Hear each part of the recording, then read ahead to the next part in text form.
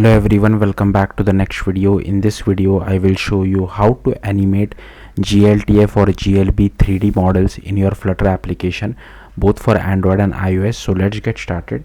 For output I will only show you the iOS demo because the Android part, I don't have an Android emulator installed, and when I try, I have ran the application on a real Android device as well, but it just takes too much RAM on my device, on my laptop.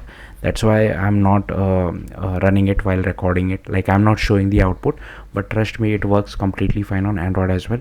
I'll show you the iOS output once our project has finished building it. So let's get started. So first, as usual, I have just created one simple Flutter project. Okay, don't worry too much about all this, we'll go through this, and you will have to first go to this particular URL. From this you can download a GLTF or GLB model. I'm using this Fox model, so it's up to you what you want to use. So just to show it to you, Fox, you can go to Fox. I'm using GLB because it just gives us one binary, which is much easier according to me. So I have just go over here and just download this. Click on view raw, or you can just click on this download raw file. Okay, once this has been downloaded, how to know, not all GLTF or GLB 3D models have animation, right? What is the easiest way to know what all animations it has? So for that you can just go to this particular website and you can just drag and drop the GLTF model which we have. Now I have already moved this to our Android folder, so I'll just pick it from there, but in your case it should be present inside the downloads folder, the fox.glb model which you must have downloaded, or some other GLB model. So just drag and drop it over here, and if you go to the animations tab, here you can see we have this survey, walk and run animation. Now whenever we are telling Android what animation to run, we can't really pass this animation name. At least from what I know, we are using a third-party library for Android called Filament, which is again from Google, so you don't have to worry too much about it going outdated. So here, as you can see, the animation starts from 1, 2 and 3, which is like normal numbering convention, but in programming number starts from 0, right? So if you want to place 0 for Android, you have to, survey for Android, you will have to pass 0. For walk you will have to pass 1, and for run you will have to pass 2. But for iOS, what I have noticed, again for iOS also we are using a third-party library, because native iOS, Apple recommends to use USDZ 3D models, but this tutorial is for GLTF. Now for iOS you can actually pass the actual animation name, like survey, walk and run. Okay, so if I just click on walk, if I remove survey, here you can see, if I click on run, if I remove walk, here you can see it is now running. So hopefully you got the point. Okay, yeah, let's get started first. So let's see the output. So here you can see the output running on an iOS simulator. So this is the run animation. So if I quickly change it inside main.dart to suppose walk, just then I'll have to do, I think, command R or R, just R, performing hot reload. Okay, I think hot reload is not working for me. Hot restart might work. Yeah, here you can see the walk animation, and similarly for survey as well. For, as you can see, for Android I have to pass the name, sorry, the number, exact number, but for iOS we can pass the name. Again I'll have to just do hot restart. Okay, here you can see it is just surveying. So hopefully you got the point. I'll just close this just so that I can get some RAM out of this device. Okay, I'll just close this as well. So first, just create a Flutter project. Then inside main.dart you can just import dart.io, as well as I'll come back to this from where did I get this. So yeah, for now our my project name is Flutter app, right? That's why. So I have created this particular file, as you can see. So whatever is your Flutter project name and whatever file name you are going to give it over here, that's what I have imported. So rest everything is same. Okay, I don't know what happened. Okay, rest everything is same. I don't want to run it. So rest everything is same, which is present by default. I have just refactored this my home page widget, so it is a stateless widget. Okay, and here I am getting the width and height of our device, and whatever is the width and height, I have wrapped that my 3D view inside a size box so that it can occupy the entire width and height of the screen. and inside my 3D view it takes an animation as the input. So depending on what OS you are running, if it is Android, I am passing 0, 1 and 2. For iOS we have to pass the actual name. Okay, now let's create this particular my 3D view. So you can just create this file. Again, here I have imported, I don't think we require this import. Okay, I think yeah we do require it. I don't know why this is complaining. Acha, okay, this is not, file name is not lowercase. If you want to make it lowercase, you can do that.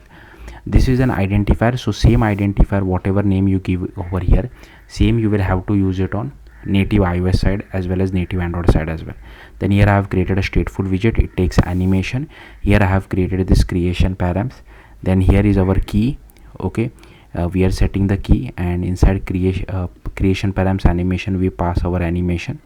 Then here we have this did update widget, so every time we update our animation we want our model to get updated, so that's what I'm doing over here. Then here we have platform.is Android. If it is Android, then I'm displaying the Android view. If it is iOS, then we are displaying the UI kit view. So hopefully till here everything is clear. Then for Android you will have to go to first this build.gradle. Okay, you'll have to scroll down and you have to add this dependency section. You will have to add Android filament utils as well as Android filament Android as well, filament Android as well. So these two dependency you have to add. Then we need to add this. So firstly, inside the main folder you will have to create one folder called assets. Okay, inside assets you can just drag and drop the GLB model which you have downloaded. Now from where did I get these 3 files? So this three files are basically used for background of your 3D model. So I have just downloaded it from the, again I'll just close this. So for that you will have to come to this particular repository over here and just download these 3 files which you see and drag and drop it over here. Okay, once that is done you can just go to Kotlin, I guess. Yeah, go to main activity.kt. Firstly, again you will have to add these 2 imports, and here we override this configure Flutter engine, and here we register our view. Here you can see I'm using the same name what we have defined it on Dart side. Then we have to create this Kotlin class called my 3D view factory. So I have created that Kotlin class file over here. Again, this should be your own package name. If you don't know how to get your package name, just go to main activity. This is your package name, just copy paste it over here. Okay, then this is boilerplate file which you have to write every time you want to embed a native view inside your Flutter application. So yeah, you can just copy paste this particular bit of code over here. So yeah, that's what I have done. Next is this. So yeah, next if you see over here, it references another Kotlin file called my 3D view. So just create a Kotlin file called my 3D view.kt over here. Then here we have this particular package. Here we are adding all the required imports. Then here we create a class of my 3D view. Here is our context, here is the ID, and here is the creation params. This is the creation params will help us to fetch the animation which we were passing from Dart side. Then here we first create a surface view, then we create a choreographer, a UI helper as well. Then here is our model viewer. This is the name of the 3D model which you are using. If you want to pass this model name from Flutter side, you can do that as well, just like I have done it for animation. Then here is our viewer content as well as frame callback. Then here we are initializing their filament library. Hopefully you have written all these imports which I have shown you. Then by default I am setting the animation index as 0. Here we override the get view method and return our surface view. Here we have this dispose in case if you want to write any code before the view is disposed or destroyed. And inside in it we first get the animation. So here we are getting it and converting it to an integer and assigning it to animation index. Then here we just call configure component, and here we called initialize as well. Then inside configure component we just do surface view dot layout params, and here we assign it to view group dot layout params. So here we have this match parent, and then we assign some touch listener to our surface view as well. Then inside on Flutter view attached, here we just do choreographer dot post frame callback, pass in our frame scheduler, and on Flutter view detached, again we do choreographer dot remove frame callback frame scheduler as well. Okay, then here we initialize create renderables, create indirect light, and configure viewer. And then here we just create a method called configure viewer. Then here we just assign the blend mode. Okay, here we pass the clear options as well. Now to be honest with you, I've just copy pasted this code from Filament. Even I don't understand this, so yeah, you can just pause the video and just copy paste all this code.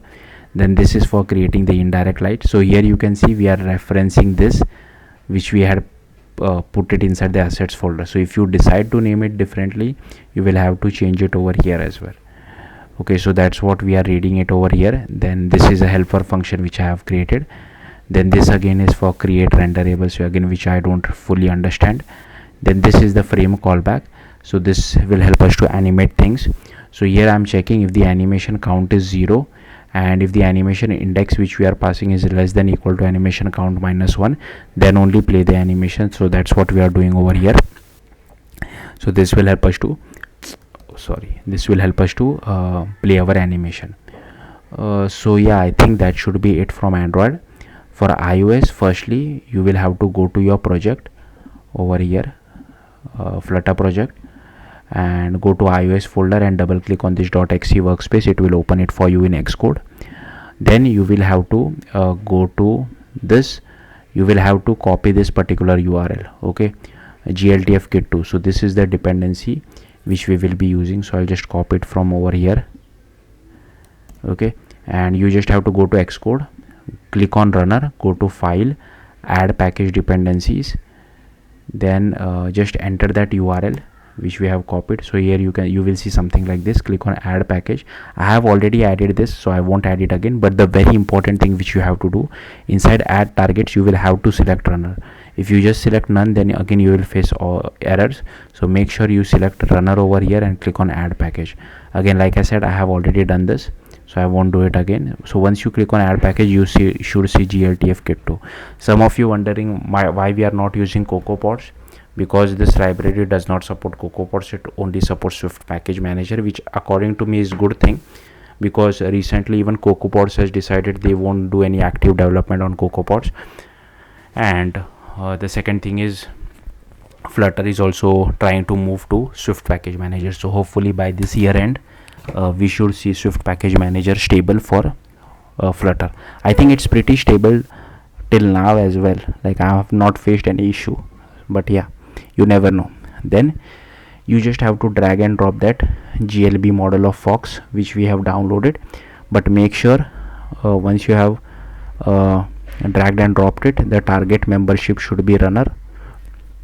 Then we also require this HDR file as well. Again, this acts as a background, so if you have an HDR file you can download it, but again I have just went to this repo and downloaded this studio.hdr and then just dragged and dropped it inside our project. Again, make sure the target membership is proper. Then go to app delegate, and here you have to copy paste this particular bit of code.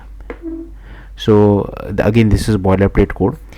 This is the Swift class or Swift file which we will be creating, and this is the same name which we have used it on the Dart side. So we need to create this particular file, right? So for this you can just again right click, new empty file, and just give it name as my 3D view.